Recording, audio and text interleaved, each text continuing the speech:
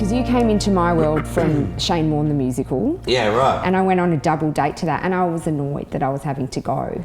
I was like, God, I don't like Shane Warne, I don't want to go. It was fucking incredible. Halftime, I'm like, yeah. I love that you call it halftime. I was about to say, what is it? It's not halftime. Interval, but that's, interval. I call it halftime now as well. I'm so music, Kate.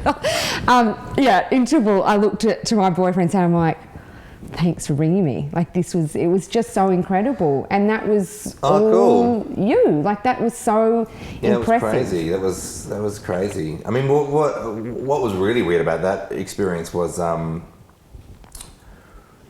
when you create something, you put it on and it exists, everyone's like, oh yeah, it makes sense that it exists. But there's a long time leading up to it going on where not only does everyone else think it's the shittest idea in the world, but you wake up at 3 a.m. going, what am I doing? Yeah. And I'd been doing my comedy and I'd been doing little bits here. I've been doing a lot of theatre, so I didn't really have much of a profile.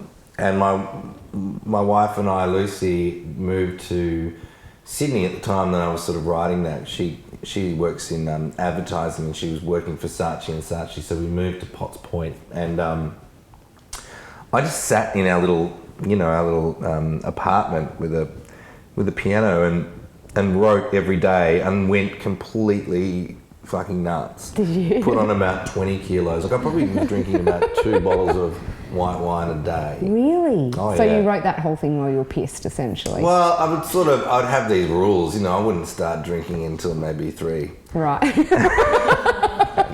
later than that.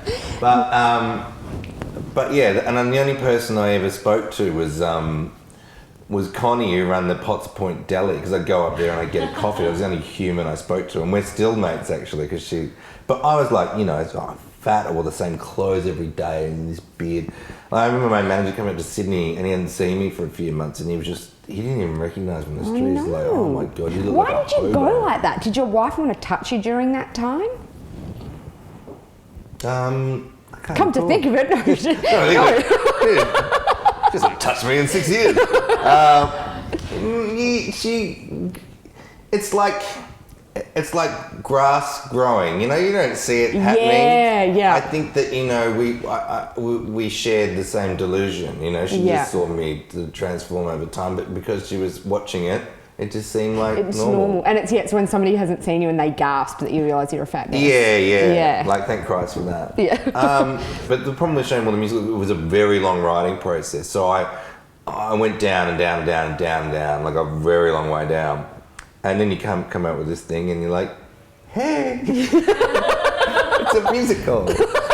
And everyone's like, yeah, it must be so much fun to write that. And you're like, I nearly slipped my wrist right. Yeah, I did fucking lose weight to play Shane Warne. That gives you an indication. Yeah, that's depressing, isn't it? Yeah.